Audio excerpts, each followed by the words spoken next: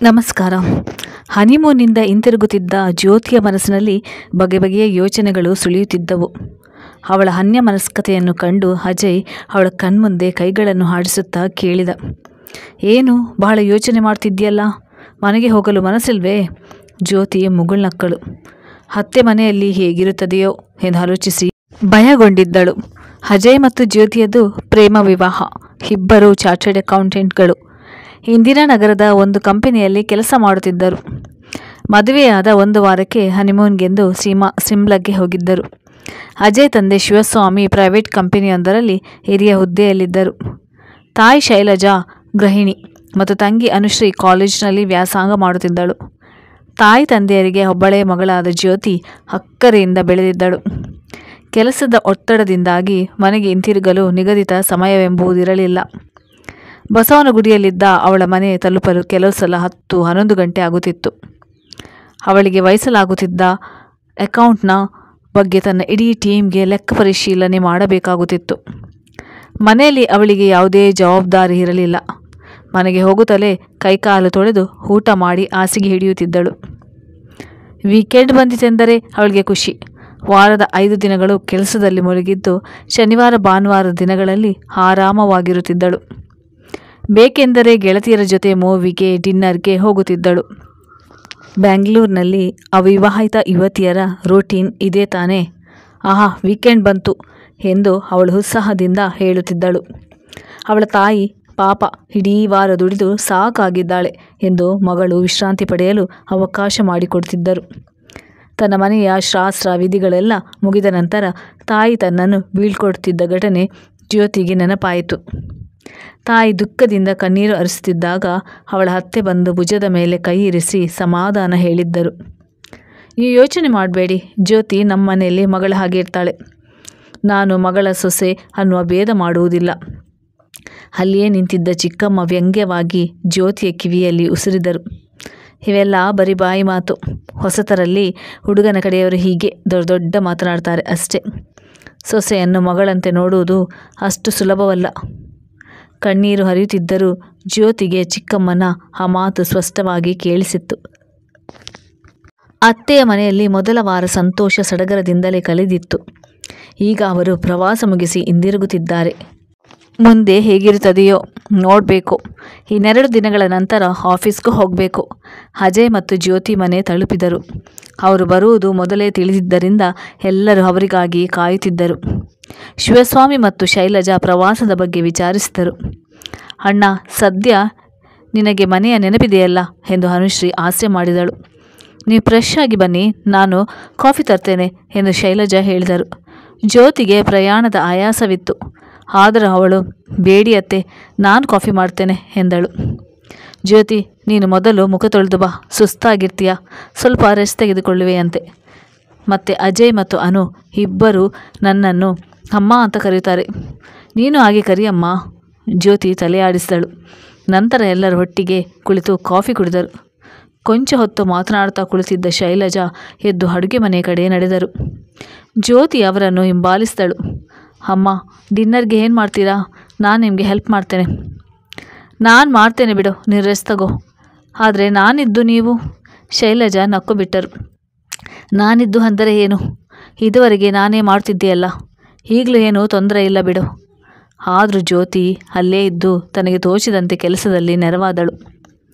ಮರುದಿನ ರಜೆ ಇದ್ದು ಮನೆಯಲ್ಲಿ ಉಳಿದಿದ್ದ ಜ್ಯೋತಿ ಮನೆಯ ಇತರ ಕೆಲಸಗಳಿಗೂ ಕೈ ಹಾಕಿದಳು. ನಂತರ ಅಜಯ್ ಜೊತೆ ಕುಳಿತು ತಮ್ಮ ಪ್ರವಾಸದ ಸೂಟ್ಕೇಸ್ಗಳನ್ನು ಖಾಲಿ ಮಾಡತೊಡಗಿದಳು. ಮಧ್ಯಾಹ್ನ ಊಟ ಮಾಡುವಾಗ ಬೆಳಿಗ್ಗೆ ಎಲ್ಲರೂ ಆಫೀಸ್ ಕಾಲೇಜ್ಗೆ ಹೋಗಿಬಿಡುವುದರಿಂದ ನಾನೊಬ್ಬಳೇ ತಿಂಡಿ ಊಟ ಮಾಡಬೇಕಾಗುತ್ತಿತ್ತು. ಇವತ್ತು ನೀವು ಮನೆಯಲ್ಲೇ ಇದ್ದೀರಿ, ಅದರಿಂದ ನನಗೆ ಜೊತೆ ಸಿಕ್ಕಿದ ಹಾಗಾಯಿತು, ಶೈಲಜಾ ಹೇಳಿದರು. ರಾತ್ರಿ ಎಲ್ಲರೂ ಒಟ್ಟಿಗೆ ಕುಳಿತು ನಗು ನಗುತ್ತಾ ಊಟ ಮಾಡಿದರು. ರಾತ್ರಿ ಮಲಗುವಾಗ ಶಿವಸ್ವಾಮಿ ಪತ್ನಿಯನ್ನು ಕೇಳಿದರು, ನಾಳೆ ಅವರಿಬ್ಬರು ಆಫೀಸ್ಗೆ ಹೋಗ್ತಾರಲ್ವೇ? ಇಬ್ಬರು ಲಂಚ್ ಬಾಕ್ಸ್ ತೆಗೆದುಕೊಂಡು ಹೋಗ್ತಾರಾ? ಜ್ಯೋತಿಯು ನಿನಗೆ ಸಹಾಯ ಮಾಡ್ತಾಳೆ ತಾನೆ? ಬಂದಾಗಿನಿಂದಲೂ ಒಂದಿಷ್ಟು ಕೆಲಸ ಮಾಡ್ತಾ ಇದ್ದಾಳೆ. ಆದರೆ ನಾಳೆ ಅವಳು ಆಫೀಸ್ಗೆ ಹೊರಡಬೇಕಲ್ಲ. ಇಲ್ಲಿಯವರೆಗೆ ನಾನು 3 ಬಾಕ್ಸ್ ಸಿದ್ಧಪಡಿಸ್ತಿದ್ದೆ, ಇನ್ನು ಮುಂದೆ 4 ಬಾಕ್ಸ್ ಸಿದ್ಧಪಡಿಸ್ತೇನೆ ಅಷ್ಟೇ. ಅದೇನು ಕಷ್ಟವಲ್ಲ ಬಿಡಿ ಎಂದರು ಶೈಲಜಾ. ನೀನು ಪ್ರೀತಿಯ ಅತ್ತೆ ಹಾಕ್ತೀಯ ಅಂತ ನನಗೆ ಅನಿಸಿತ್ತು ಎಂದು ಶಿವಸ್ವಾಮಿ ಪ್ರೀತಿಯಿಂದ ಪತ್ನಿಯತ್ತ ನೋಡುತ್ತಾ ಹೇಳಿದರು. ನೀವೇ ಹೇಳಿದ್ರಲ್ಲ, ಜ್ಯೋತಿ ಈ ಮನೆಗೆ ಸೊಸೆ ಅಲ್ಲ ಮಗಳು ಅಂತ. ಆದರೆ ನಿನಗೆ ಅಷ್ಟು ಒಳ್ಳೆಯ ಅತ್ತೆ ಸಿಕ್ಕಿರಲಿಲ್ಲ. ಶಿವಸ್ವಾಮಿ ಹಿಂದಿನ ದಿನಗಳನ್ನು ನೆನಪಿಸಿಕೊಂಡು ನುಡಿದರು. ಅದು ಆ ಕಾಲ, ಆಗಿನ ರೀತಿ ನೀತಿಯೇ ಬೇರೆ ತರಹ ಇತ್ತು. ಈಗ ಕಾಲ ಬದಲಾಗಿದೆ. ನಾನು ಅನುಭವಿಸಿದ ಕಷ್ಟ ನನ್ನ ಸೊಸೆಯಾಗುವವಳಿಗೆ ಬೇಡ ಅಂತ ನಾನು ಮೊದಲೇ ತೀರ್ಮಾನಿಸಿಬಿಟ್ಟಿದ್ದೆ. ಜ್ಯೋತಿಗೆ ಪನ್ನೀರ್ ಡಿಶ್ ಇಷ್ಟ ಅಂತ ಅಜಯ್ ಹೇಳಿದ್ದ. ಅದಕ್ಕೆ ಅವಳು ಮೊದಲ ದಿನದ ಲಂಚ್ ಬಾಕ್ಸ್ಗೆ ಪನ್ನೀರನ್ನೇ ಮಾಡೋಣ ಅಂದ್ಕೊಂಡಿದ್ದೇನೆ. ಅವಳಿಗೂ ಖುಷಿ ಆಗ್ತದೆ. ಶಿವಸ್ವಾಮಿ ಪತ್ನಿಯತ್ತ ಮೆಚ್ಚುಗೆಯ ದೃಷ್ಟಿ ಹರಿಸಿದರು. ಜ್ಯೋತಿ ಅಲ್ರಾಮ್ ಇಟ್ಕೊಂಡು ಎದ್ದು ಸ್ನಾನ ಮಾಡಿ ಸಿದ್ಧಳಾಗಿ ಅಡುಗೆ ಮನೆಗೆ ಬಂದಳು. ಅಷ್ಟರಲ್ಲಿ 4 ಲಂಚ್ ಬಾಕ್ಸ್ಗಳು ರೆಡಿಯಾಗಿದ್ದವು. ಶೈಲಜಾ ಡೈನಿಂಗ್ ಟೇಬಲ್ ಮೇಲೆ ತಿಂಡಿಯನ್ನು ಸಜ್ಜುಗೊಳಿಸುತ್ತಿದ್ದರು. ಜ್ಯೋತಿಗೆ ನಾಚಿಕೆಯಾಯಿತು. ಅಮ್ಮ, ಆಗಲೇ ನೀವೆಲ್ಲವನ್ನೂ ಮಾಡಿಬಿಟ್ಟಿದ್ದೀರಿ. ಹೌದಮ್ಮ, ಅನು ಬೇಗನೆ ಹೊರಡ್ತಾಳೆ. ಅದರಿಂದ ಎಲ್ಲ ಕೆಲಸಗಳು ಜೊತೆಯಲ್ಲಿ ಆಗಿ ಹೋಗುತ್ತವೆ. ತಿಂಡಿ ತಿನ್ನುವೆಯಂತೆ, ಎಲ್ಲರನ್ನು ಕರಿಯಮ್ಮ. ನಾಳೆಯಿಂದ ನಾನು ಬೇಗನೆ ಹೇಳ್ತೇನೆ. ಚಿಂತೆ ಇಲ್ಲ, ನಾನಿದ್ದೇನಲ್ಲ, ನೋಡಿಕೊಳ್ತೇನೆ. ನನ್ನ ಆರೋಗ್ಯ ಏನಾದರೂ ಕೆಟ್ಟರೆ ಮುಂದೆ ನೀನೇ ಜವಾಬ್ದಾರಿ ತೆಗೆದುಕೊಳ್ಬೇಕಾಗ್ತದೆ. ಈಗ ಹೊಸದರಲ್ಲಿ ಖುಷಿಯಾಗಿ ಆರಾಮವಾಗಿ ಇರು. ಅಷ್ಟರಲ್ಲಿ ಅಜಯ್ ಸಿದ್ಧನಾಗಿ ಬಂದು, ಅಮ್ಮ, ಲಂಚ್ಗೆ ಏನು ಮಾಡಿದ್ದೀರಿ? ಪನ್ನೀರ್. ಜ್ಯೋತಿ ಕೂಡಲೇ, ಅಮ್ಮ, ಇದು ನನ್ನ ಫೇವ್ರೆಟ್ ಡಿಶ್ ಎಂದಳು. ನಾನೇ ಅಮ್ಮನಿಗೆ ಅದನ್ನು ಹೇಳಿದ್ದೆ. ಏನಮ್ಮ ನೀವು ಸೊಸೆಗೆ ಬೇಕಾದ ಅಡುಗೆಯನ್ನೇ ಮಾಡುವಿರಾ ಎಂದ ಅಜಯ್. ಸ್ಟಾಪ್. ಅಮ್ಮ ಹೇಳಿದ್ದಾರೆ, ನಾನು ಅವರಿಗೆ ಸೊಸೆ ಅಲ್ಲ ಮಗಳು ಅಂತ ಎಂದಳು ಜ್ಯೋತಿ. ತಿಂಡಿ ತಿಂದು ಮೇಲೇಳುತ್ತಿದ್ದ ಅನು ಹಾಸ್ಯ ಮಾಡುತ್ತಾ, ಅಮ್ಮ, ಅತ್ತಿಗೆ ಬಂದಮೇಲೆ ನನ್ನನ್ನು ಮರೆತು ಬಿಡಬೇಡ ಹೇಳಿದಳು. ಶಿವಸ್ವಾಮಿಯು ಮಕ್ಕಳ ಹಾಸ್ಯದಲ್ಲಿ ಪಾಲ್ಗೊಂಡು, ಶೈಲು, ಕೊಂಚ ಅತ್ತೆಯ ರೂಪವನ್ನು ತೋರಿಸು, ಸ್ವಲ್ಪ ಗದರಿಸು, ಸ್ವಲ್ಪ ಕೋಪ ಮಾಡಿಕೊ, ಮನೆಯಲ್ಲಿ ಅತ್ತೆ ಸೊಸೆಯರಿದ್ದಾರೆ ಅಂತ ಗೊತ್ತಾಗಲಿ ಎಂದರು. ಎಲ್ಲರೂ ಜೋರಾಗಿ ನಕ್ಕರು. ಸಾರಿ, ನನ್ನ ಮನೆಯಲ್ಲಿ ಅತ್ತೆ ಸೊಸೆ ಇದ್ದೇವೆ ಅಂತ ಯಾರಿಗೂ ತಿಳಿಯುವುದೇ ಇಲ್ಲ ಬಿಡಿ ಎಂದು ಶೈಲಜಾ ಹೇಳಿದರು. ಎಲ್ಲರೂ ಆಫೀಸ್ ಕಾಲೇಜ್ಗಳಿಗೆ ಹೊರಟ ನಂತರ ಮನೆಗೆಲಸದ ಪಾರ್ವತಿ ಬಂದಳು. ಪೊರಕೆ ಹಿಡಿದು ಕಸಗುಡಿಸತೊಡಗಿದಳು. ಡ್ರಾಯಿಂಗ್ ರೂಮ್ನ ಕೆಲಸ ಮುಗಿಸಿ ಅಜಯ್ ರೂಮ್ಗೆ ಹೋದ ಪಾರ್ವತಿ ಅಮ್ಮ ಎಂದು ಕರೆದಳು. ಅಮ್ಮ, ನೋಡಿ ನಿಮ್ಮ ಸೊಸೆ ಹೇಗೆ ಸಾಮಾನು ಹರಡಿದ್ದಾರೆ ಎಂದಳು. ಶೈಲಜಾ ಬಂದು ನೋಡಿದರು. ಎಲ್ಲ ಕಡೆಯೂ ಸಾಮಾನು ಹರಡಿತ್ತು. ಅದನ್ನು ಕಂಡು ಅವರಿಗೆ ನಗು ಬಂದಿತ್ತು. ಏನಮ್ಮ ನೀವು ನಗುತ್ತಾ ಇದ್ದೀರಲ್ಲ, ಬಾ ಇಲ್ಲಿ ಎಂದು ಶೈಲಜಾ ಅವಳನ್ನು ಅನುಶ್ರೀಯ ಕೊಠಡಿಗೆ ಕರೆದೊಯ್ದರು. ಅಲ್ಲಿಯ ಪರಿಸ್ಥಿತಿ ಇನ್ನೂ ಕೆಟ್ಟದಾಗಿತ್ತು. ಈ ರೂಮಿನಲ್ಲೂ ಹಾಗೆಯೇ ಇದೆ ತಾನೆ? ನಡಿ, ಈಗ ಎಲ್ಲವನ್ನು ಚೊಕ್ಕಟ ಮಾಡು. ಪಾರ್ವತಿ ಕಳೆದ 8 ವರ್ಷಗಳಿಂದ ಇವರ ಮನೆಯಲ್ಲಿ ಕೆಲಸ ಮಾಡುತ್ತಿದ್ದಳು. ಅವಳಿಗೆ ಯಜಮಾನಿಯ ಶಾಂತ ಸ್ವಭಾವದ ಪರಿಚಯ ಇತ್ತು. ಹೀಗಾಗಿ ಅವಳು ಸುಮ್ಮನೆ ತನ್ನ ಕೆಲಸದಲ್ಲಿ ತೊಡಗಿದಳು. ಜ್ಯೋತಿ ಆಫೀಸ್ಗೆ ಹೋಗುತ್ತಿರುವಾಗ ಅವಳ ತಾಯಿಯ ಫೋನ್ ಕರೆ ಬಂದಿತ್ತು. ಕ್ಷೇಮ ಸಮಾಚಾರವನ್ನು ಕೇಳಿದ ಬಳಿಕ ತಾಯಿ ಆಫೀಸ್ಗೆ ಹೊರಡುವುದಕ್ಕೆ ಮೊದಲು ಏನು ಕೆಲಸ ಮಾಡಿದೆ ಎಂದು ಕೇಳಿದರು. ತನ್ನ ಅತ್ತೆಯನ್ನು ಹೊಗಳುತ್ತಾ 4-6 ಮಾತುಗಳನ್ನಾಡುತ್ತಿದ್ದ ಜ್ಯೋತಿಗೆ ಇದ್ದಕ್ಕಿದ್ದಂತೆ ಏನೋ ನೆನಪಾಯಿತು. ಮಮ್ಮಿ, ನಾನು ಆಮೇಲೆ ಫೋನ್ ಮಾಡ್ತೀನಿ ಎಂದು ಹೇಳಿ ಕೂಡಲೇ ಅತ್ತೆಗೆ ಕರೆ ಮಾಡಿದಳು. ಅತ್ತೆ ಕಡೆ ಶೈಲಜಾ ಹಲೋ ಎಂದ ಕೂಡಲೇ, ಸಾರಿ ಅಮ್ಮ, ನಾನು ಹೊರಡುವಾಗ ಗಡಿಬಿಡಿಯಲ್ಲಿ ಸಾಮಾನುಗಳನ್ನು ಎತ್ತಿಡಲೇ ಇಲ್ಲ, ಹಾಗೆ ಬಿಟ್ಟು ಬಂದಿದ್ದೇನೆ ಎಂದಳು. ಪಾರ್ವತಿ ಎಲ್ಲ ಎತ್ತಿಟ್ಟಿದ್ದಾಳೆ. ಸಾರಿ ಅಮ್ಮ, ನಾಳೆಯಿಂದ ನಿಧಾನವಾಗಿ ಎಲ್ಲ ಸರಿ ಹೋಗುತ್ತೆ, ಯೋಚನೆ ಮಾಡಬೇಡ. ಅತ್ತೆಯ ಸ್ನೇಹಮಯ ಮಾತುಗಳನ್ನು ಕೇಳಿ ಜ್ಯೋತಿಯ ಹೃದಯ ತುಂಬಿ ಬಂದಿತ್ತು. ರಜೆ ಮುಗಿಸಿ ಆಫೀಸ್ಗೆ ಹೋದ ಅಜಯ್ ಮತ್ತು ಜ್ಯೋತಿಗೆ ಅಲ್ಲಿ ಬಿಡುವಿಲ್ಲದಷ್ಟು ಕೆಲಸ. ಕಡೆಗೆ ಅವರು 8 ಗಂಟೆಗೆ ಆಫೀಸ್ನಿಂದ ಹೊರಡಲು ಸಾಧ್ಯವಾಯಿತು. ಮನೆ ತಲುಪಿದಾಗ 10 ಗಂಟೆ. ಜ್ಯೋತಿಗೆ ಹಾಸಿಗೆಗೆ ಹೋಗಿ ದನಿವರಿಸಿಕೊಳ್ಳುವ ಆಸೆ. ಆದರೆ ಇದು ಅತ್ತೆಯ ಮನೆ. ಮನೆಯವರೆಲ್ಲರ ಊಟ ಮುಗಿದಿತ್ತು. ಇವರಿಬ್ಬರ ಪಾಲಿನ ಊಟ ಟೇಬಲ್ ಮೇಲಿತ್ತು. ಜ್ಯೋತಿ ಊಟ ಮಾಡಿ ಪಾತ್ರೆಗಳನ್ನು ತೆಗೆದಿಟ್ಟಳು. ಇರಲಿ, ನೀನು ಹೋಗಿ ಮಲಗು, ಸುಸ್ತಾಗಿರುವ ಹಾಗೆ ಕಾಣ್ತೀಯ ಎಂದು ಶೈಲಜಾ ಅವಳಿಗೆ ಹೇಳಿದರು. ಶೈಲಜಾ ಮಲಗಲು ಬಂದಾಗ ಶಿವಸ್ವಾಮಿ, ನೀನು ಸುಸ್ತಾಗಿದ್ಯಾ ಎಂದರು. ಹೌದು, ಈಗ ಮಲಗ್ತೇನೆ. ನಿನಗೆ ಕೆಲಸ ಹೆಚ್ಚಾಯ್ತಲ್ವೇ? ಯಾವ ಕೆಲಸ? ಅಡುಗೆ ಕೆಲಸ. ಈಗ ಮನೆಯಲ್ಲಿ ಇನ್ನೊಬ್ಬರು ಹೆಚ್ಚಾದ್ರಲ್ಲ, ಲಂಚ್ ಬಾಕ್ಸ್ ಸಹ ಒಂದು ಹೆಚ್ಚಾಯಿತು. ಏನು ಹೇಳ್ತಿದ್ದೀರಾ ನೀವು?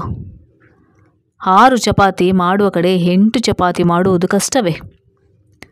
ಅವಳೊಬ್ಬಳಿಗೆ ಹೆಚ್ಚಿಗೆ ಮಾಡುವುದು ನನಗೇನು ಕಷ್ಟವಲ್ಲ.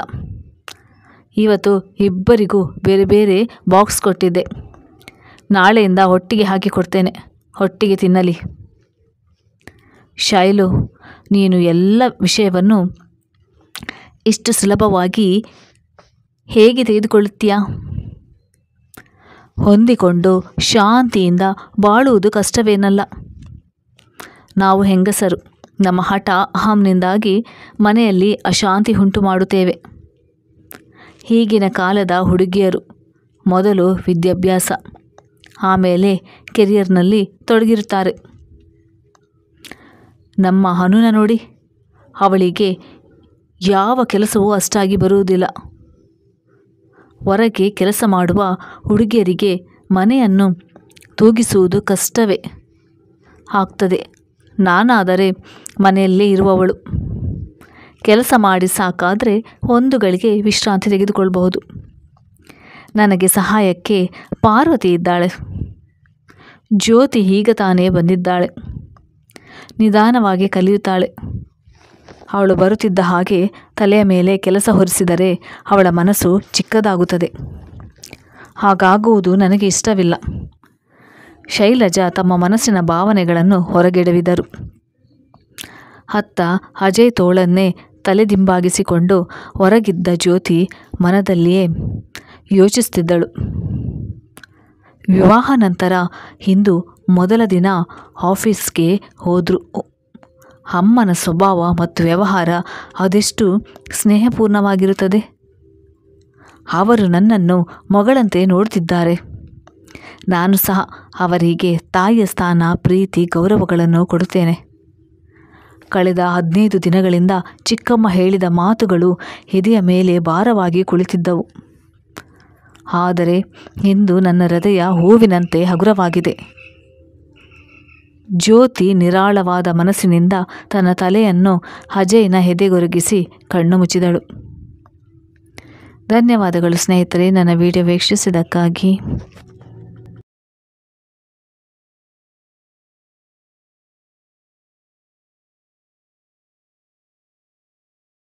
ನಮಸ್ಕಾರ ಸ್ನೇಹಿತರೆ. ಪಲ್ಲವಿ ಪ್ರಥಮ ದರ್ಜೆ ವಿಶ್ರಾಂತಿ ಕೋಣೆಯಲ್ಲಿ ಕುಳಿತು ರೈಲಿಗಾಗಿ ಕಾಯುತ್ತಿದ್ದಳು. ರೈಲು ಬರುವುದಕ್ಕೆ ಇನ್ನು 2 ಗಂಟೆ ಬಾಕಿ ಇತ್ತು. ಅವಳು ಸಮ್ಮೇಳನಕ್ಕಾಗಿ ಬಂದಿದ್ದಳು. ಸಮ್ಮೇಳನ 4 ಗಂಟೆಗೆ ಮುಗಿದು ಹೋಗಿತ್ತು. ನಗರವನ್ನು ಸುತ್ತಾಡುವ ಮನಸ್ಸು ಇರಲಿಲ್ಲ. ಅವಳ ಜೊತೆ ಬಂದಿದ್ದವರು ಊರು ಸುತ್ತಲೂ ಹೋಗಿದ್ದರು. ವಿಶ್ರಾಂತಿ ಕೋಣೆಯಲ್ಲಿ ಬೇರ್ಯಾರೂ ಇರಲಿಲ್ಲ. ಅದರಿಂದ ಅವಳು ನಿಶ್ಚಿಂತಳಾಗಿದ್ದಳು. ಆಗ ಒಬ್ಬ ಕೂಲಿ ಸಾಮಾನು ಹೊತ್ತುಕೊಂಡು ಬಂದ. ಏಕಾಂತಕ್ಕೆ ಭಂಗ ಬರುವುದು ಅವಳಿಗಿಷ್ಟವಿರಲಿಲ್ಲ. ಆದರೆ ಸಾರ್ವಜನಿಕ ಸ್ಥಳದಲ್ಲಿ ಯಾರ ಪ್ರವೇಶವನ್ನು ತಡೆಯುವುದಕ್ಕಾಗುವುದಿಲ್ಲ. ಕೂಲಿಯ ಹಿಂದೆ ಒಳಗೆ ಬಂದ ವ್ಯಕ್ತಿಯನ್ನು ನೋಡಿ ಪಲ್ಲವಿಗೆ ಮುಜುಗರವಾಯಿತು. ಅದ್ಯಾರೂ ಅಲ್ಲ, ನರೇಂದ್ರ. ಪಲ್ಲವಿಯನ್ನು ನೋಡಿ ಅವನಿಗೂ ಒಂದು ರೀತಿಯಾಯಿತು. ಒಂದು ಕ್ಷಣ ತಡೆದು ನರೇಂದ್ರ ಔಪಚಾರಿಕವಾಗಿ ಹೇಗಿದ್ದೀಯಾ ಎಂದು ಕೇಳಿದ. ಚೆನ್ನಾಗಿದ್ದೇನೆ, ಪಲ್ಲವಿ ಸಪ್ಪೆ ನಗು ಬೀರುತ್ತಾ ಹೇಳಿದಳು. ಯಾವುದೋ ಹಳೆಯ ಭಾವನೆಗಳಿಂದ ಪಲ್ಲವಿಯ ಮನದಲ್ಲಿ ಸಂಗೀತ ಕೇಳಿದಂತಾಯಿತು. ಆದರೆ ಅವಳಿಗೆ ಅದರ ಮಾಧುರ್ಯವನ್ನು ಅನುಭವಿಸಲಾಗಲಿಲ್ಲ. ಆತನ ಹಿಂದಿನಿಂದ ಒಬ್ಬ ಯುವತಿ ಮತ್ತು 3-4 ವರ್ಷದ ಒಬ್ಬ ಮುದ್ದಾದ ಬಾಲಕನು ಹೊಲಬಂದರು. ನರೇಂದ್ರ ಹೆಸರಿಗೆಂಬಂತೆ ಪರಿಚಯ ಮಾಡಿಸಿದ. ಶೀಲಾ, ಇವರನ್ನು ಪರಿಚಯ ಮಾಡಿಕೊ, ನನ್ನ ಹಳೆಯ ಸ್ನೇಹಿತೆ ಪಲ್ಲವಿ. ಶೀಲಾ ನಮಸ್ಕರಿಸಿದಳು. ನಂತರ ಸಾಮಾನನ್ನು ಒಂದು ಕಡೆ ಇಡುವುದರಲ್ಲಿ ಮಗ್ನಳಾದಳು. ಹಿಂದೆ ನಾನು ನರೇಂದ್ರನಿಗೆ ಸರ್ವಸ್ವವೂ ಆಗಿದ್ದವಳು. ಇಂದು ಬರೀ ಹಳೆಯ ಸ್ನೇಹಿತೆಯಾಗಿದ್ದೇನೆ ಎಂದು ತಿಳಿದು ಪಲ್ಲವಿಗೆ ಒಂದು ರೀತಿಯ ಆಘಾತವಾಯಿತು. ಆಮೇಲೆ ಅವಳಿಗೆ ಸರಿಯಾಗಿ ಹೇಳಿದೆ ಅನಿಸಿತ್ತು. ಈಗ ಅವರಿಬ್ಬರ ನಡುವೆ ಉಳಿದಿರುವ ಸಂಬಂಧವಾದರೂ ಏನು? ಅವಳು ತನ್ನನ್ನು ಶೀಲಾಳಿಗೆ ಹೋಲಿಸಿ ನೋಡಿದಳು. ಅವಳಿಗೆ ಅಸೂಯೆಯಾಯಿತು. ನೆಪ ಮಾತ್ರಕ್ಕೆ ಅವಳು ಪುಸ್ತಕ ಓದುವಂತೆ ಇದ್ದಳು. ಆದರೆ ಅವಳ ಮನಸ್ಸು ಅವಳ ಹತೋಟಿ ಮೀರಿ ಕಳೆದು ಹೋದ ಕಾಲದತ್ತ ಹೋಯಿತು. ಪಲ್ಲವಿ MA ಕಡೆಯ ವರ್ಷದಲ್ಲಿದ್ದಳು. ಆಗ ಒಂದು ಮದುವೆಯ ಸಮಾರಂಭದಲ್ಲಿ ಅವಳ ರೂಪವನ್ನು ಮೆಚ್ಚಿಕೊಂಡು ಮದುಮಗಳ ಸೋದರತ್ತೆ ತಮ್ಮ ಮಗ ನರೇಂದ್ರನಿಗೆ ಕೇಳಿದರು. ಸುಂದರ, ಸುಶೀಲ, ಸರಕಾರಿ ಹುದ್ದೆಯಲ್ಲಿದ್ದ ನರೇಂದ್ರ ತಂದೆ ತಾಯಿಗೆ ಒಬ್ಬನೇ ಮಗ. ಇಷ್ಟು ಒಳ್ಳೆಯವರ ತಾನಾಗಿ ಬಂದಿರುವಾಗ ಪಲ್ಲವಿಯ ತಾಯಿಯ ಸಂತೋಷಕ್ಕೆ ಪಾರವೇ ಇರಲಿಲ್ಲ. ಆದರೆ ಮಗಳು ಬೇರೆ ಮನೆಯಲ್ಲಿ ಹೇಗಿರುತ್ತಾಳೋ ಎಂಬ ಚಿಂತೆ. ಈಗ ಅವಳು ತನ್ನ ಸಾಮಾನನ್ನೇ ಸರಿಯಾಗಿ ಇಟ್ಟುಕೊಳ್ಳುವುದಿಲ್ಲ. ಅಂಥವಳು ಸಂಸಾರವನ್ನು ತೂಗಿಸಬಲ್ಲಳೆ? ಇತ್ತ ಪಲ್ಲವಿಯ ಮನಸ್ಸು ಹಾಗೆಯೇ ಚಿಂತಿಸುತ್ತಿತ್ತು. ನರೇಂದ್ರನಂತಹ ಪತಿ ಸಿಕ್ಕಿದರೆ ಅವಳ ಕನಸುಗಳೆಲ್ಲ ಸಾಕಾರವಾದಂತೆ. ಆದರೆ ತಾಯಿ ಒಬ್ಬಳೇ ಇರಬೇಕಾಗುತ್ತಲ್ಲ ಅನ್ನುವ ಚಿಂತೆ. ಅವಳಿಗೆ ಬುದ್ಧಿ ತಿಳಿದಾಗಿನಿಂದ ಅವಳು ಮತ್ತು ತಾಯಿ ಇಬ್ಬರೇ ಇರುತ್ತಿದ್ದದು. ಅಪ್ಪನ ಮುಖದ ನೆನಪೂ ಅವಳಿಗಿಲ್ಲ. ನಿಶ್ಚಿತಾರ್ಥದ ದಿನ ಬಂತು. ಬಂಧು ಮಿತ್ರರ ಗುಂಪಿನ ನಡುವೆ ಸಮಯ ನೋಡಿಕೊಂಡು ನರೇಂದ್ರ ಪಲ್ಲವಿಯನ್ನು, ನಾನು ನಿನಗೆ ಫೋನ್ ಮಾಡ್ಬೋದಾ ಎಂದು ಕೇಳಿದ. ಪಲ್ಲವಿ ನಾಚಿಕೆಯಿಂದ ಮುಗುಳ್ನಗುತ್ತಾ ಒಪ್ಪಿಗೆ ಸೂಚಿಸಿದಳು. ಅಂದು ರಾತ್ರಿ ಪಲ್ಲವಿಯ ಕನಸುಗಳ ತುಂಬ ನರೇಂದ್ರನೇ. ಮರುದಿನ ಬೆಳಗಿನಿಂದಲೇ ಅವಳು ಫೋನಿನ ನಿರೀಕ್ಷೆ ಮಾಡುತ್ತಿದ್ದಳು. ಯಾವಾಗ ಫೋನ್ ಗಂಟೆ ಬಾರಿಸಿದರೂ ಎಲ್ಲ ಕೆಲಸ ಬಿಟ್ಟು ಪಲ್ಲವಿ ಓಡಿ ಬರುತ್ತಿದ್ದಳು. ಕೆಲ ದಿನಗಳು ತಾಯಿ ಸುಮ್ಮನಿದ್ದಳು. ಒಂದು ದಿನ ಫೋನ್ ಬರುತ್ತಲೇ ಅವಳು ಓಡಿದಾಗ ತಾಯಿಗೆ ಇದ್ದಕ್ಕಿದ್ದಂತೆ ಸಿಟ್ಟು ಬಂತು. ಫೋನ್ ನರೇಂದ್ರನದಾಗಿತ್ತು. ಆದರೆ ತಾಯಿಯ ಹಾಳಾದ ಮೂಡ್ ನೋಡಿ ಪಲ್ಲವಿಗೆ ಏನೂ ತಿಳಿಯದಂತಾಯಿತು. ತಾಯಿ ಹೇಳುತ್ತಿದ್ದಳು, ನನ್ನನ್ನು ಬಿಟ್ಟು ಹೋಗುವುದಕ್ಕೆ ನಿನಗೆ ಸ್ವಲ್ಪವೂ ದುಃಖವಿಲ್ಲ. ಒಂದು ಸಲ ನರೇಂದ್ರನನ್ನು ಭೇಟಿಯಾಗಿದ್ದಕ್ಕೆ ಎಲ್ಲವನ್ನು ಮರೆತು ಅವನ ನೆನಪಲ್ಲೇ ಕಳೆದು ಹೋಗ್ತೀಯಾ? ಪಲ್ಲವಿಯ ಹಾರಾಡುತ್ತಿದ್ದ ಆಕಾಂಕ್ಷೆಗಳು ರೆಕ್ಕೆ ಕತ್ತರಿಸಿದ ಹಕ್ಕಿಯಂತೆ ನೆಲದ ಮೇಲೆ ಉರುಳಿದವು. ತನ್ನಲ್ಲೇ ಮುಳುಗಿ ಹೋಗಿದ್ದ ಪಲ್ಲವಿಗೆ ತನ್ನ ಚಡಪಡಿಕೆ ಮತ್ತು ನರೇಂದ್ರ ಮತ್ತೆ ಮತ್ತೆ ಫೋನ್ ಮಾಡುವುದು ತಾಯಿಗೆ ಇಷ್ಟವಾಗುತ್ತಿಲ್ಲ ಅನ್ನುವುದು ಗೊತ್ತಾಯಿತು. ಅದರಿಂದ ನರೇಂದ್ರನ ಫೋನ್ ಬಂದಾಗ ಸ್ವಲ್ಪ ದಿನಗಳ ನಂತರ ಫೋನ್ ಮಾಡುವಂತೆ ಹೇಳಿದಳು. ತಾಯಿಯ ದುಃಖ ಅವಳಿಗೆ ಅರ್ಥವಾಗುತ್ತಿತ್ತು. ಬಾಲ್ಯದಿಂದ ಇದುವರೆಗೂ ಆಸೆಗಳನ್ನು ಅದುಮಿಟ್ಟು ತನ್ನ ಸೀಮಿತ ವರಮಾನದಲ್ಲೇ ತಾಯಿ ಪಲ್ಲವಿಯ ಪ್ರತಿಯೊಂದು ಇಚ್ಛೆಯನ್ನು ಪೂರೈಸುತ್ತಿದ್ದಳು. ಗೆಳತಿ ಮಧುವಿನ ಜನ್ಮದಿನದ ಪಾರ್ಟಿಗಾಗಿ ಅವಳು ಹೋಗಬೇಕಾಗಿತ್ತು. ಅಲ್ಲಿ ತನ್ನ ಗೆಳೆಯರೆಲ್ಲ ಹೊಸ ಫ್ರಾಕ್ಗಳನ್ನು ಹಾಕಿಕೊಂಡು ಬರುತ್ತಾರೆ, ತಾನು ಮಾತ್ರ ಹಳೆಯ ಫ್ರಾಕ್ ಹಾಕಿಕೊಂಡು ಹೋಗಬೇಕು ಎಂದು ಅವಳು ಒಂದು ಸಲ ಮಾತ್ರ ಹೇಳಿದ್ದಳು. ತಕ್ಷಣ ತಾಯಿ ಹೊಸ ಬಟ್ಟೆ ತಂದು ಇಡೀ ರಾತ್ರಿ ಕುಳಿತು ಅವಳಿಗೆ ಫ್ರಾಕನ್ನು ಹೊಲಿದಳು. ಪಾರ್ಟಿಯಲ್ಲಿ ಅವಳೆಲ್ಲರಿಗಿಂತ ಚೆನ್ನಾಗಿ ಕಾಣುತ್ತಿದ್ದಳು. ಕಾಲೇಜಿಗೆ ಬರುವ ಹೊತ್ತಿಗೆ ತಾಯಿ ಅವಳಿಗೆ ಆಪ್ತ ಸ್ನೇಹಿತೆಯಂತಾಗಿದ್ದಳು. ಇಡೀ ದಿನದ ಘಟನೆಗಳ ಬಗ್ಗೆ ಹೇಳದಿದ್ದರೆ ಅವಳಿಗೆ ನಿದ್ರೆಯೇ ಬರುತ್ತಿರಲಿಲ್ಲ. ಒಂದು ದಿನ ಕಾಲೇಜಿನಿಂದ ಬಂದಾಗ ತಾಯಿ ಮನೆಯಲ್ಲಿ ಇರಲಿಲ್ಲ. ಪಲ್ಲವಿಗೆ ತುಂಬ ಕೋಪ ಬಂದಿತ್ತು. ಅಮ್ಮ, ನಿನಗೆ ಗೊತ್ತಲ್ವಾ, ನೀನಿಲ್ಲದೆ ನಾನು ಊಟ ಮಾಡುವುದಿಲ್ಲ ಅಂತ. ಮತ್ತ್ಯಾಕೆ ನೀನು ಹೊರಗೆ ಹೋಗಿದ್ದೆ? ತಾಯಿ ಮನೆಗೆ ಬಂದಾಗ ಪಲ್ಲವಿ ಹೇಳಿದಳು. ಅಂದಿನಿಂದ ಪಲ್ಲವಿ ಮನೆಗೆ ಬರುವ ಹೊತ್ತಿಗೆ ತಾಯಿ ಎಲ್ಲಿಗೂ ಹೋಗುತ್ತಿರಲಿಲ್ಲ. ಮಗಳು ಈಗ ನರೇಂದ್ರನ ನೆನಪಿನಲ್ಲಿ ಮುಳುಗಿ ಹೋದರೆ ಅವಳಿಗೆ ಬೇಸರವಾಗುವುದು ಸಹಜ. ನರೇಂದ್ರನ ಫೋನ್ ಬಂದಾಗಲೆಲ್ಲ ಪಲ್ಲವಿ ತಾಯಿಯನ್ನು ಕರೆಯುತ್ತಿದ್ದಳು. ಪಲ್ಲವಿಯ ಪರೀಕ್ಷೆ ಆರಂಭವಾಗುವುದರಲ್ಲಿತ್ತು. ನರೇಂದ್ರ ವಿಶ್ ಮಾಡಲು ಫೋನ್ ಮಾಡಿದ. ತಾಯಿ ಫೋನ್ ಎತ್ತಿಕೊಂಡಳು. ನೋಡು ನರೇಂದ್ರ, ನಾಳೆಯಿಂದ ಪಲ್ಲವಿಗೆ ಪರೀಕ್ಷೆ ಇದೆ. ನೀನು ಹೀಗೆ ಫೋನ್ ಮಾಡ್ತಿದ್ರೆ ಅವಳಿಗೆ ಓದುವುದರಲ್ಲಿ ಮನಸ್ಸಿರುವುದಿಲ್ಲ ಎಂದಳು. ತಿಳಿದವರಿಗೆ ಸನ್ನೆಯೇ ಸಾಕು. ಇದಾದ ನಂತರ ನರೇಂದ್ರ ಮತ್ತೆ ಫೋನ್ ಮಾಡಲಿಲ್ಲ. ಆದರೆ ಅವನ ಮನದಲ್ಲಿ ಏನೋ ಗಂಟು ಸಿಕ್ಕಿ ಹಾಕಿಕೊಂಡ ಹಾಗಾಯಿತು. ಮದುವೆ ದಿನ ಸಮೀಪಿಸಿತು. ತಾಯಿ ತನ್ನ ಸಾಮರ್ಥ್ಯ ಮೀರಿ ಸಿದ್ಧತೆ ಮಾಡಿದ್ದಳು. ಹಗಲು ರಾತ್ರಿಯ ಪರಿವೆ ಇಲ್ಲದೆ ಕೆಲಸ ಮಾಡಿದಳು. ಮದುವೆಯ ಮುಹೂರ್ತವು ಬಂತು. ನರೇಂದ್ರ ದಿಬ್ಬಣದೊಂದಿಗೆ ಬಂದ. ಬೀಳ್ಕೊಡುವ ಸಮಯ ಎಂಥವರ ಮನಸ್ಸನ್ನು ಕರಗಿಸಿಬಿಡುತ್ತೆ. ಪಲ್ಲವಿ ಮತ್ತು ಅವಳ ತಾಯಿಗೆ ಬೇರೆಯಾಗುವುದು ಬಹಳ ಕಷ್ಟವಾಗಿತ್ತು. ತಾಯಿ ಮಗಳ ಅಗಲುವಿಕೆ ನೆನೆದು ಮೂರ್ಛಿತಳಾಗುತ್ತಿದ್ದಳು. ತಾಯಿ ಒಬ್ಬಳೇ ಇರಬೇಕಲ್ಲ ಎಂದು ಪಲ್ಲವಿ ವ್ಯಥೆ ಪಡುತ್ತಿದ್ದಳು. ಪಲ್ಲವಿ ಅತ್ತೆ ಮನೆಗೆ ಬಂದಳು. ಹೊಸ ಸಂಸಾರ ಪಲ್ಲವಿಗೆ ಸಂತೋಷ ತಂದಿತ್ತು. ಅತ್ತೆ ಮನೆಯಲ್ಲಿ ಎಲ್ಲರೂ ಚೆನ್ನಾಗಿ ನೋಡಿಕೊಳ್ಳುತ್ತಿದ್ದರು. ಅತ್ತೆ, ಮಾವ, ನರೇಂದ್ರ ಎಲ್ಲರೂ. 2 ದಿನಗಳ ನಂತರ ಬಂದ ನೆಂಟರೆಲ್ಲ ಹೋದ ಮೇಲೆ ನರೇಂದ್ರ ಊಟಿಗೆ ಹೋಗುವ ಕಾರ್ಯಕ್ರಮ ಹಾಕಿದ. ಹೊರಡುವ ಹಿಂದಿನ ದಿನ ಅವನು ಅತ್ತೆಗೆ ಫೋನ್ ಮಾಡಿ ವಿಷಯ ತಿಳಿಸಿದ. ಆಕೆ ಊಟಿ ಬೇಡ, ಬೊಂಬೈಗೆ ಹೋಗಿ ಎಂದು ಹೇಳಿದರು. ಟಿಕೆಟ್ ರಿಸರ್ವ್ ಆಗಿದೆ ಎಂದು ನರೇಂದ್ರ ತಿಳಿಸಿದ್ದಕ್ಕೆ ಅವಳು, ಪಲ್ಲವಿಗೆ ಬಹಳ ಬೇಗ ಶೀತವಾಗುತ್ತದೆ, ನಿನಗೇನು ಗೊತ್ತು ಎಂದು ಹಠ ಹಿಡಿದಳು. ನರೇಂದ್ರ ಟಿಕೆಟ್ ವಾಪಸ್ ಮಾಡಿ ಮುಂಬೈಗೆ ಹೋಗಬೇಕಾಯಿತು. ಆದರೆ ಈ ಪ್ರಸಂಗ ಅತ್ತೆಯ ಮನೆಯಲ್ಲಿನ ಸಂತೋಷ ಉಲ್ಲಾಸದ ವಾತಾವರಣದಲ್ಲಿ ಕಹಿ ಭಾವನೆ ಉಂಟು ಮಾಡಿತು.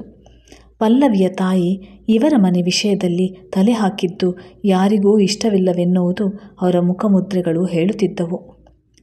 ಪಲ್ಲವಿಯ ಅತ್ತೆಯಂತೂ ಅತ್ತೆ ಆದವಳು ಮಗಳು ಅಳಿಯನ ವಿಷಯಕ್ಕೆ ಬರಬಾರದು ಎಂದು ಮೆಲ್ಲಗೆ ಹೇಳಿದಳು. ಊರಿನಿಂದ ಬಂದ ಮೇಲೆ ನರೇಂದ್ರನಿಗೆ ಇನ್ನೂ 1 ವಾರ ರಜೆ ಬಾಕಿ ಇತ್ತು.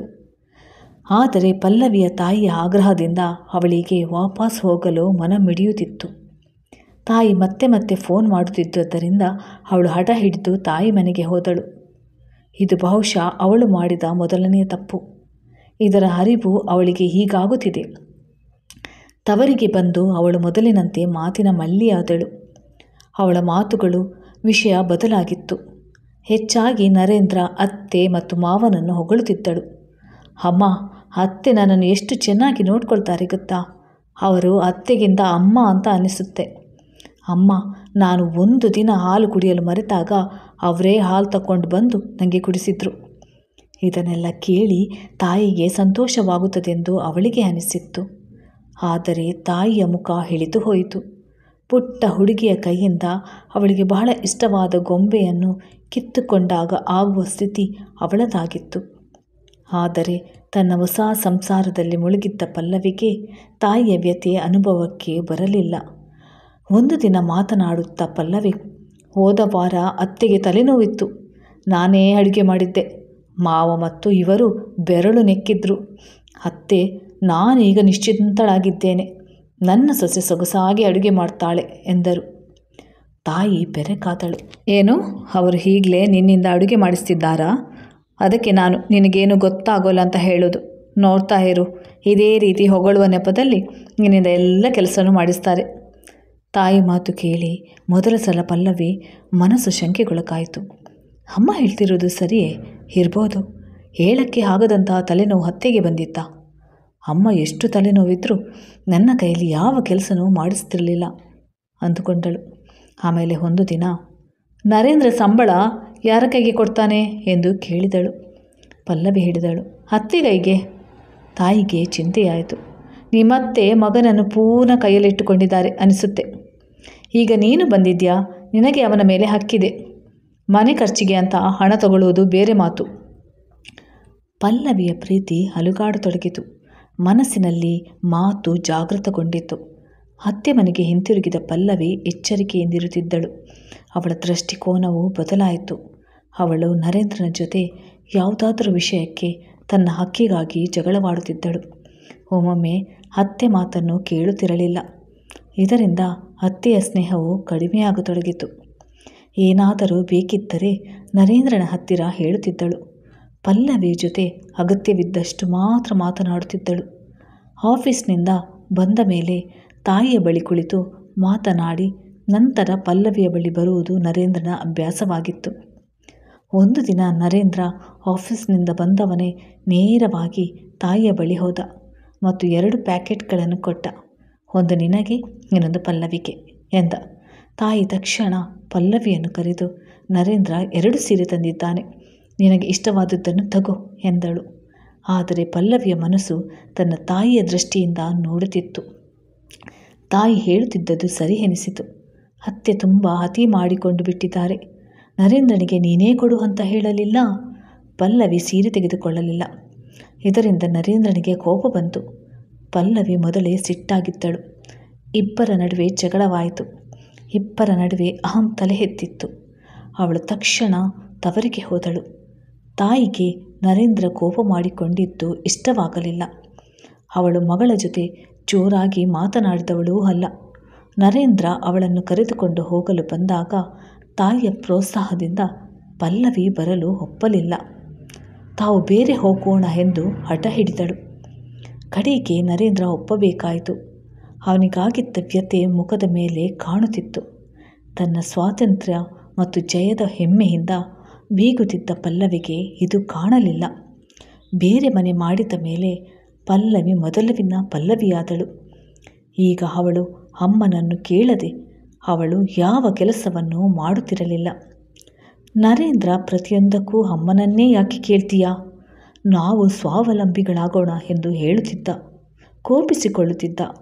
ಆದರೆ ಅವನ ಮಾತು ಗಾಳಿಗೆ ತೂರಿ ಹೋಗುತ್ತಿತ್ತು. ಈಗ ಪಲ್ಲವಿಯ ತಾಯಿ ಹೆಚ್ಚು ಸಮಯ ಇಲ್ಲೇ ಕಳೆಯುತ್ತಿದ್ದಳು. ಪಲ್ಲವಿ ಒಬ್ಬಳಿಗೆ ಸಂಸಾರ ನಿಭಾಯಿಸಲಾರಳು ಎಂದು ಆಕೆಯ ಭಾವನೆಯಾಗಿತ್ತು. ಒಮ್ಮೆ ನರೇಂದ್ರ ಎಲ್ಲಿಗೋ ಹೊರಟಿದ್ದಾಗ ಆಕೆ ಕೋಟ್ ಹಾಕಿಕೋ, ಸ್ವೆಟರ್ ಚಳಿನ ತಡೆಯೋಲ್ಲ ಎಂದಿದ್ದಳು. ಮಾತು ಸಾಮಾನ್ಯವಾಗಿದ್ದರೂ ನರೇಂದ್ರ ಸಿಡುಕಿದ. ಅತ್ತೆ, ನಾನೇನು ಮಗು ಅಲ್ಲ, ನನಗನಿಸಿದ್ದನ್ನು ಮಾಡ್ತೀನಿ, ನೀವೇನೂ ಹೇಳಬೇಕಾಗಿಲ್ಲ. ಪಲ್ಲವಿ ಮತ್ತು ತಾಯಿ ಅವಕ್ಕಾದರು. ನರೇಂದ್ರ ಎಂದು ಈ ರೀತಿ ಮಾತನಾಡಿರಲಿಲ್ಲ. ತಾಯಿಗೆ ಯಾರಾದರೂ ಏನಾದರೂ ಅಂದರೆ ಪಲ್ಲವಿ ಸಹಿಸುತ್ತಿರಲಿಲ್ಲ. ಸಂಜೆ ನರೇಂದ್ರ ಬಂದಾಗ ಪಲ್ಲವಿ, ನೀವು ಅಮ್ಮನ ಹತ್ತಿರ ಕ್ಷಮೆ ಕೇಳಿ ಎಂದಳು. ನರೇಂದ್ರಗೆ ಸಿಟ್ಟು ಬಂತು. ನಿನ್ನಮ್ಮನನ್ನು ಇನ್ನು ಸಹಿಸಿಕೊಳ್ಳಲಿಕ್ಕೆ ಆಗೋದಿಲ್ಲ ನನಗೆ. ಒಬ್ಬರೇ ಅಸಹಾಯಕರಾಗಿದ್ದಾರೆ ಅಂತ ಅವರು ಇಲ್ಲೇ ಇರಲಿ ಅಂತ ಹೇಳಿದ್ದೆ.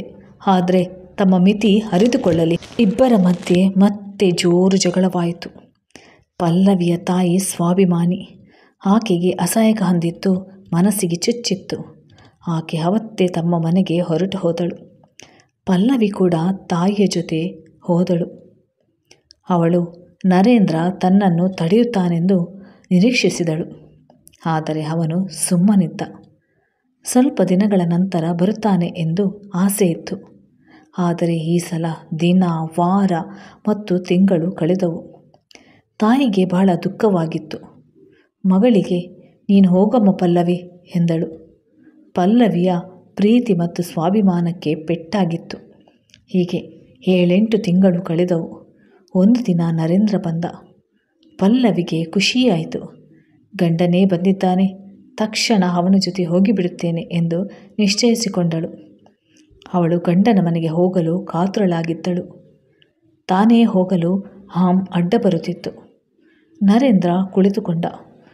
ಅವನಿಗೆ ನೀರು ತರಲೆಂದು ಪಲ್ಲವಿ ಎದ್ದಳು. ಆಗ ನರೇಂದ್ರ ಗಂಭೀರವಾಗಿ ಹೇಳಿದ, ಉಪಚಾರವೇನೂ ಬೇಡ, ಇಲ್ಲಿ ಸೈನ್ ಮಾಡು ಸಾಕು ಎಂದ. ಅವನು ಯಾವ ಭಾವನೆಯೂ ಇಲ್ಲದೆ ವಿಚ್ಛೇದನದ ಕಾಗದವನ್ನು ಮೇಜಿನ ಮೇಲಿಟ್ಟ. ಪಲ್ಲವಿಗೆ ಕ್ಷಣ ಏನು ಹೇಳಲು ತೋಚಲಿಲ್ಲ. ಅವಳು ಯೋಚಿಸಿದ್ದೇನು ಆಗಿದ್ದೇನು. ಅವಳು ಏನಾದರೂ ಯೋಚಿಸುವ ಮೊದಲೇ ಅಡ್ಡ ಬಂತು. ನರೇಂದ್ರ ಇಷ್ಟು ನಿಷ್ಠೂರನಾಗಿರುವಾಗ ಇಂಥ ಸಂಬಂಧ ಯಾಕೆ? ಅದರಿಂದ ಪಲ್ಲವಿ ಏನೂ ಯೋಚಿಸದೆ ಸಹಿ ಮಾಡಿದಳು. ತಾಯಿಗೆ ವಿಷಯ ತಿಳಿದು ತಲೆ ಮೇಲೆ ಕೈ ಹೊತ್ತು ಕುಳಿತಳು. ಆಕೆಗೆ ಮಗಳು ಸುಖವಾಗಿರಬೇಕೆನ್ನುವ ಹಂಬಲ ಪ್ರತಿ ಕ್ಷಣವೂ ಇರುತ್ತಿತ್ತು. ಅತಿ ಮೋಹ ಮತ್ತು ಎಚ್ಚರಿಕೆಗಳು ಪಲ್ಲವಿಗೆ ಶಾಪವಾಗಿತ್ತು. ಪಲ್ಲವಿ ಕಾಲೇಜೊಂದರಲ್ಲಿ ಉಪನ್ಯಾಸಕಿಯಾಗಿ ಸೇರಿದಳು. ಈಗ ಅವಳಿಗೆ ಕಾಲೇಜೇ ಜೀವನ. ಅಧ್ಯಯನ ಮತ್ತು ಬೋಧಿಸುವುದರಲ್ಲಿಯೇ ತನ್ನ ಪೂರ್ತಿ ಸಮಯ ಕಳೆಯುತ್ತಿದ್ದಳು. ವಿಚ್ಛೇದನವಾಗಿದ್ದು ತಾಯಿಗೆ ಬಹಳ ಪಶ್ಚಾತ್ತಾಪ ಮತ್ತು ದುಃಖ ಉಂಟು ಮಾಡಿತ್ತು. ದುಃಖ ಸಹಿಸಲಾಗದೆ ಆಕೆ ತೀರಿಕೊಂಡಳು. ಯಾರಿಗಾಗಿ ಪಲ್ಲವಿ ಗಂಡನನ್ನು ದೂರ ಮಾಡಿದಳೋ ಆಕೆಯೇ ದೂರವಾಗಿದ್ದು ವಿಡಂಬನೆಯೇ ಸರಿ. ಕೆಲವರು ಅವಳಿಗೆ ಮರುಮದುವೆಯಾಗಲು ಹೇಳಿದರು. ಆದರೆ ಪಲ್ಲವಿ ಹೃದಯಪೂರ್ವಕವಾಗಿ ನರೇಂದ್ರನನ್ನು ಪ್ರೀತಿಸುತ್ತಿದ್ದಳು. ಈಗ ಸಂಬಂಧ ಕಡಿದು ಹೋದ ಮೇಲೆ ಅವಳಿಗೆ ಸಂಬಂಧಗಳ ಬಗ್ಗೆ ಇದ್ದ ನಂಬಿಕೆಯೇ ಹೊರಟು ಹೋಯಿತು.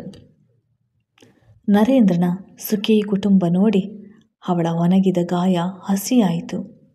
ಅವಳು ನರೇಂದ್ರನನ್ನು ಬಹಳ ಪ್ರೀತಿಸುತ್ತಿದ್ದಳು.